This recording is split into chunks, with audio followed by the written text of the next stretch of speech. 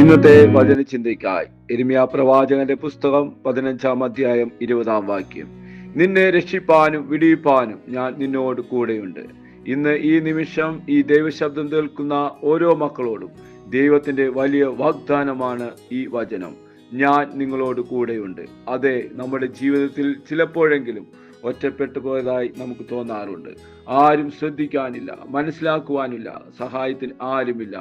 ചുറ്റുമുള്ളവരൊക്കെയും അകന്നു പോയതുപോലെ ഒരു വലിയ ശൂന്യത നമ്മെ വന്നു മൂടുമ്പോൾ ആ നിമിഷത്തിൽ സ്നേഹത്തോടെ നമ്മുടെ ചെവിയിൽ മന്ത്രിക്കുന്ന ഒരു ശബ്ദമുണ്ട്.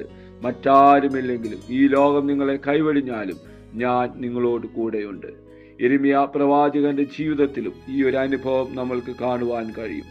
പ്രവാചകൻ ദൈവവചനം വിളിച്ചു പറഞ്ഞപ്പോൾ ജനം, അധികാരികൾ എല്ലാവരും അദ്ദേഹത്തിനെതിരെ തിരിഞ്ഞു. പക്ഷേ ദൈവം ഉറപ്പിച്ചു പറഞ്ഞു, അവർ നിന്നെ നേരിടും, പക്ഷേ ജയിക്കില്ല. കാരണം ഞാൻ നിന്നോട് കൂടെയുണ്ട്, നിന്നെ രക്ഷിപ്പാനും വിടിയിപ്പാനും തന്നെ.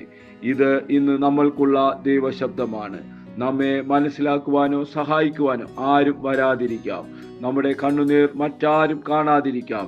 എങ്കിലും സർവശക്തനായ ദൈവം നിങ്ങളെ മറന്നിട്ടില്ല. യോസഫ് പൊട്ടക്കിണറ്റിൽ വീണപ്പോഴും, ദാനിയേൽ സിംഹക്കുഴിയിലേക്ക് എറിയപ്പെട്ടപ്പോഴും, പൗലോസ് കപ്പൽ ഛേദത്തിൽപ്പെട്ട് നടുക്കടലിൽ ഒറ്റപ്പെട്ടപ്പോഴും, യോഹന്നാൻ പത്മോസിന്റെ ദ്വീപിൽ ഏകനായി തീർന്നപ്പോഴും, പ്രതിസന്ധിയുടെ എല്ലാ മേഖലകളിലും ദൈവം അവരെ വിട്ട് ഓടിപ്പോയില്ല. അവൻ അവരോടുകൂടെ ഇറങ്ങി വന്നു, തൻ്റെ മഹത്വം വെളിപ്പെടുത്തി അവരെ വിടുവിച്ചു. അതുപോലെ നമ്മുടെ ജീവിത സാഹചര്യങ്ങളിലും ബലഹീനതകളിലും നമ്മുടെ കണ്ണുനീരിലും ആരും കാണാത്ത നമ്മുടെ വേദനകളിലും നമ്മുടെ യേശു ഇന്നും ഇറങ്ങി വരുന്നു.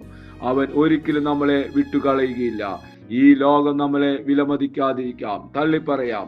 പക്ഷേ യേശു ക്രിസ്തു തൻ്റെ തിരുരക്തത്താൽ നമുക്ക് അളവറ്റ വില നൽകിയിരിക്കുന്നു. അതാണ് നമ്മുടെ വലിയ പ്രത്യാശ. ഈ ഉറപ്പോടെ ഈ പ്രഭാതത്തിൽ നമുക്ക് ഒരുമിച്ച് പ്രാർത്ഥിക്കാം.